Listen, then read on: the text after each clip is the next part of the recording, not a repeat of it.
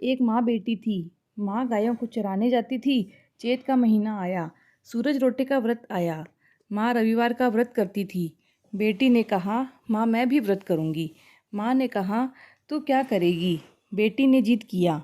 तब माँ ने कहा, अच्छा मैं गायों को चरा कर आती हूँ, तुम 2 रोटी बना लो। मैं गायें चरा कर आऊँगी, फिर पूजा करेंगे। बेटी ने ऐसा ही किया। माँ का रोटा तैयार हुआ। इतने में सूरज भगवान साधु का वेश धारण करके आए और आवाज़ लगाई, घर की देवी भिक्षान देही। तब बेटी बोली, महाराज माँ का रोटा बना है, मेरा रोटा अभी नहीं बना, और आवाज़ लगाई।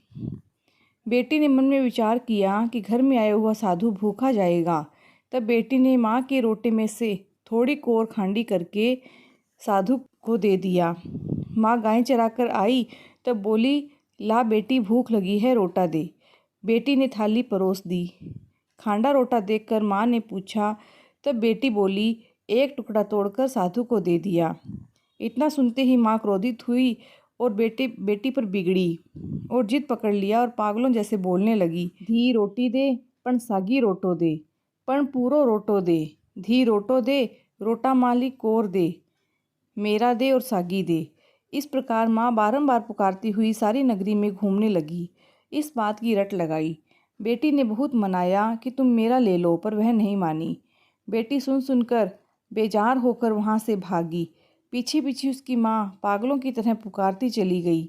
लड़की भागती भागती वीरान जंगल में पहुँच गई। डर के मारे विश्राम करने के लिए एक पीपल के झाड़ पर चढ़ गई। ऐसा करते करते 2-4 दिन हो गए। वह भूखी प्यासी बैठी थी। सूरज भगवान को उस पर दया आई। सूरज भगवान ने पानी का लोटा और चूरमा का लाडू की कटोरी उसको भेज दी। एक दिन गांव के राजा का कंवर शिकार खेलने आया। वापस लौटते समय वह उसी पिंपल के झाड़ के नीचे आकर ठंडी छाया में बैठ गया और बोला, यहाँ कितनी ठंडी छाया है। वह भूखा था, प्यासा था, बेचैन था, पर इस वीरान जंगल में पानी कहाँ ढूंढे। बोला, कोई पानी पिला दे तो अच्छा हो। इतना कहते ही लड़की ने ऊपर से थोड़ा पानी गिराया। तब फिर से राजा का कंवर बोला, मुझे तो बहुत भूख लगी है, कोई खाना दे दे तो अच्छा हो। तब वह लड़की ऊपर से चूरमे का लाडू गिराया। राजा के कंवर की भूख मिट गई। वह कंवर विचार करने लगा, यहाँ कोई है। ऐसा विचार करके अपने सिपाहियों से बोला, ऊपर कोई आदमी है, जाकर देखो। सिपाहियों ने झाड़ पर चढ़कर सब तरफ देखा, पर उन्हें कुछ नहीं दिखा। तब राजा का कंवर स्वयं ऊपर चढ़कर पत्तों पत्तों में देखने लगा। तब यह लड़की बैठी हुई दिखी। राजा का कंवर बोला, तुम कौन हो? भूत हो कि पलीत हो? देवता हो कि मानव हो? लड़की बोली, मैं मानव हूँ और साहूकार की बेटी हूँ। राजा का कंवर लड़की को पूछने लगा कि तुम मेरे साथ विवाह करोगी क्या? तब लड़की बोली, राजा जी आप तो नगरी के राजा हो, मैं एक अनाथ लड़की हूँ, मेरे घर द्वार परिवार कुछ नहीं है। राजा माना नहीं, बोला, मैं तो तुम्हारे साथ विवाह करूँगा। पंडित और बाजा बुलाकर पीपल के झाड़ के नीचे उससे विवाह करके अपने साथ घर ले गया और राजी खुशी रहने लगा। वापस चैत का महीना आया। उसने सूरज रोटे का व्रत किया। रोटा घी और शक्कर खाने लगी। जेठानियों से देखा नहीं गया। राजा से जाकर शिकायत की। राजा बोला, मैं आंखों देखी मानूंगा, कानों सुनी नहीं मानूंगा। जेठानियों ने राजा को आर्ट से दिखाया। राजा कमरे में गया। राजा को देखकर उसने रोटा घुटने के नीचे छिपा लिया। राजा ने पूछा, घुटने के नीचे क्या है? उसने सूरज भगवान से प्रार्थना की, हे भगवान आप मेरी लाज रखना। घुटने के नीचे देखिए तो सोने का चक्र था। राजा ने पूछा, यह तुम्हारे पास कहाँ से आया? रानी बोली, यह मेरे दुबले पीहर की भेंट है। वह माथा धोकर झरोखे में खड़ी होकर बाल सुखाने लगी। नीचे से माँ निकली। वही धी रोटो सागी कोर कहती घूम रही थी। बेटी को पहचान कर बोली, धी रोटो दे पण सागी रोटो दे, पण पूरो रोटो दे, धी रोटो दे, रोटा माँ की कोर दे, मेरा दे और सागी दे। बेटी सोची, मैं राजा की रानी हूँ, देश की धीरानी हूँ, लोग क्या कहेंगे। सिपाहियों को हुक्म दिया। उन्होंने डोकरी को लाकर एक कोठे में बंद कर दिया। राजा को मालूम पड़ा रानी जी ने एक डोकरी को ताले में बंद कराया है। राजा बोला, रानी जी चाबी देवो। इसने 6 कोठों की चाबी दी और 7वें कोठे की चाबी नहीं दी। राजा जी हट करके 7वें कोठे की चाबी लेकर कोठा खोलकर देखें तो सामने सोने की प्रतिमा खड़ी है। जब राजा जी रानी जी को पूछने लगे यह क्या है, रानी ने उत्तर दिया, यह मेरे दुबले पीहर की भेंट है। राजा के मन में आई, ऐसा ससुराल तो मुझे देखने जाना है।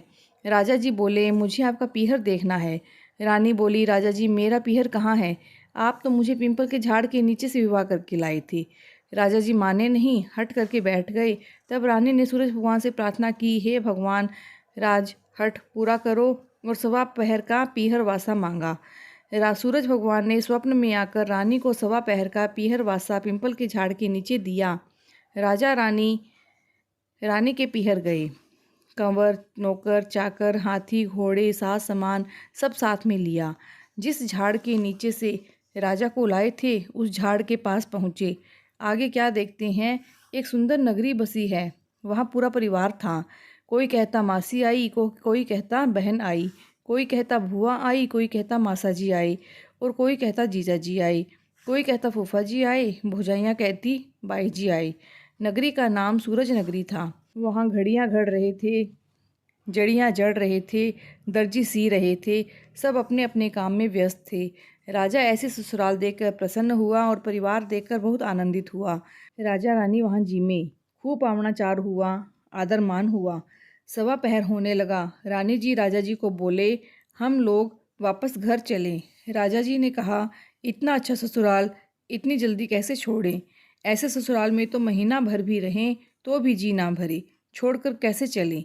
रानी जी सोचे, राजा जी चलेंगे नहीं। रानी कंवर की चूटियाँ भरकर रुलाने लगी।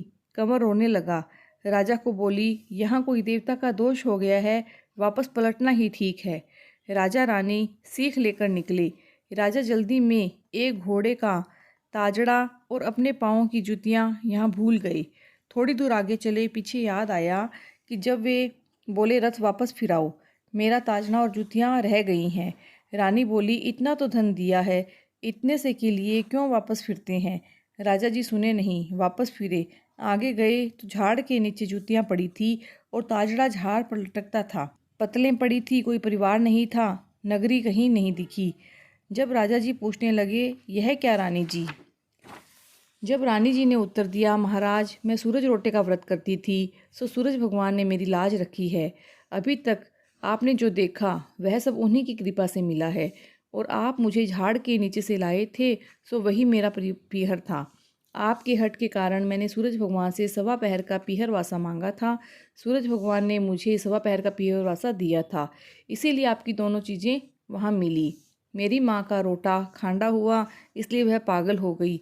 वह नगरी में थी, तब मैंने उसको कोठे में बंद करवा दिया और उसकी सोने की प्रतिमा हो गई। फिर राजा जी ने नगरी में ढिंढोरा पिटवाया कि चैत के रविवार को सूरज रोटे का व्रत करना। पीहरवासा के लिए सब लोग सूरज रोटा का व्रत करने लगे। हे सूरज भगवान, उसको पीहरवासा दिया वैसा सबको देना, उस पर कृपा की वैसे सब पर करना, कहानी कहने वाले, हुंकारा देने वाले सब पर कृपा करना। गणेश जी की कहानी। एक ब्राह्मणी थी, बनिया की रसोई करती थी। उनके यहाँ परिंदे के ऊपर सवा सेठ के गणेश जी बिठाए हुए थे। वह रोज़ हाथ धोने जाती, उतनी बार बोलती, बनिया के गणेश जी ठूठो। बहुत दिन हो गए, ब्राह्मणी की जीभ घस गई। एक दिन गणेश जी ने मन में सोचा, अपने को डोकरी को तुष्टमान होना चाहिए। डोकरी रोज़ 4 बजे उठती, नहा धोकर माला फेरने बैठ जाती। गणेश आए, डोकरी माई कहाँ तुष्टमान होवे ऐसा पूछा। डोकरी बोली, महाराज घर बहुत बड़ा है, आपका मन चाहे वहाँ ही ठूठो। गणेश जी लकड़ी फेर कर चले गए। डोकरी ने आँख खोलकर देखा तो सोना चांदी रुपया घी आटा शक्कर, घर में सब आनंद हो गया। 8 बज गए, रसोई करने नहीं गई, बच्चे बुलाने आए, गुरानी जी रसोई को चलो। गुरानी जी बोली, तुम्हारे गणेश जी मुझ पर तुष्टमान हुए हैं, मैं रसोई करने नहीं आऊँगी। बच्चे जाकर माँ को बोले, अपने गणेश जी गुरानी को ठूठे हैं। माँ संबल लाई और धमाधम खोद कर गणेश जी को कचरा कूड़ी में फेंक दिया। घाटा नफ़ा लग गए, व्यापार सब बंद हो गए, चोर चोरी करके ले गए। सबसे बड़ा बेटा था, वह बोला, चलो घर चलें, वहाँ कुछ तो होगा। घर जाकर देखे तो कुछ भी नहीं है। एक बेटा परिंदे में हाथ धोने गया, वहाँ गणेश जी नहीं दिखे। माँ को बोला, माँ यहाँ अपने गणेश जी थे ना? माँ बोली, अपने गणेश जी गुरानी को ठूठ गए, मैंने तो खोद कर फेंक दिए। बेटा बोला, माँ गणेश जी अपने अकेले के नहीं हैं, सब सृष्टि के हैं, गुरानी के भाग्य से उसको तुष्ट मान हुए हैं। अपना क्या लिया। कुम्हार को जाकर बोला, मुझे 1.25 सेर के गणेश जी बना देना। बड़े बड़े पंडितों के पास जाकर मुहूर्त पूछा। पंडितों को बुलाकर गाजे बाजे से फिर से गणेश जी की स्थापना की। गणेश जी के 1.25 मन का भोग लगाया। पूरे गांव में प्रसाद बांटा। गणेश जी वापस भंडार भरपूर कर दिए। व्यापार धंधे फिर से चलने लगे और सब और भंडार भरपूर हो गया। गणेश जी महाराज जैसे उसको ठूठे वैसे सबको ठूठना। बोलिए गणेश जी महाराज की जय।